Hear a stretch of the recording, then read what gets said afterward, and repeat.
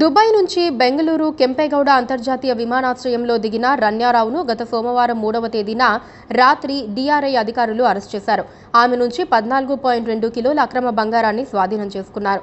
ఆ తర్వాత రన్యారావు నివాసంపై దాడి చేసి మరికొంత బంగారం కూడా అధికారులు స్వాధీనం చేసుకున్నారు.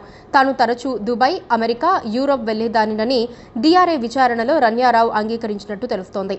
ఈ క్రమంలో రన్యారావు వెనక అక్రమ స్మగ్లింగ్ నెట్వర్క్ ఏదైనా ఉందా అనే కోణం నుంచి ప్రస్తుతం డీఆర్ఐ ఆరా తీస్తోంది. ఆర్థిక నేరాల ప్రత్యేక న్యాయస్థానం అనుమతితో ఆమె ల్యాప్టాప్లు, ఫోన్లు జప్తు చేసుకుని ఫోరెన్సిక్ ప్రయోగశాలకు పంపించింది. ఆమె బంగారం తరలించే సమయంలో విమానాశ్రయంలో వీఐపీ ప్రోటోకాల్ను దుర్వినియోగం చేశారని, తన సవతి తండ్రి సీనియర్ ఐపీఎస్ అధికారి రామచంద్రారావు పేరును ఉపయోగించుకున్నారనే ఆరోపణలు వచ్చాయి. ఈ నేపథ్యంలో రామచంద్రారావు ప్రమేయంపై పూర్తిస్థాయి దర్యాప్తునకు కర్ణాటక ప్రభుత్వం తాజాగా ఆదేశించింది. కేసు విచారణ అధికారిగా అదనపు ప్రధాన కార్యదర్శి గౌరవ్ గుప్తాను నియమించింది. వారం రోజుల్లోగా నివేదికను అందించాలని కూడా ప్రభుత్వం ఆయనను ఆదేశించింది.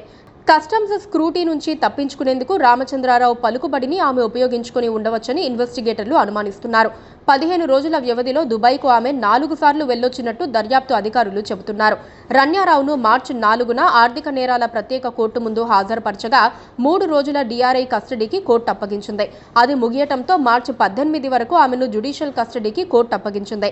రన్యారావు సవతి తండ్రైన రామచంద్రారావు 1993 ఐపీఎస్ బ్యాచ్కు చెందినవారు. 2023 సెప్టెంబర్లో డీజీపీ ర్యాంకుకు ప్రమోట్ అయ్యారు. దీనికి ముందు ఆయనపై వివాదాలు కూడా ఉన్నాయి. 2014లో ఆయన సదరన్ రేంజ్ ఐజీపీగా ఉన్నప్పుడు మైసూరులోని ఓ ప్రైవేటు బస్సులో 20 లక్షల సొమ్ము పట్టుబడింది. అయితే డబ్బును పట్టుకెళ్తోన్న వ్యాపారులు అందులో 2.27 కోట్లు ఉన్నట్టు ఆరోపించారు. కాగా రన్యారావు బంగారం స్మగ్లింగ్ వ్యవహారంలో పట్టుబడటంతో దీనిపై రామచంద్రారావు ఆచీతూచీ స్పందించారు.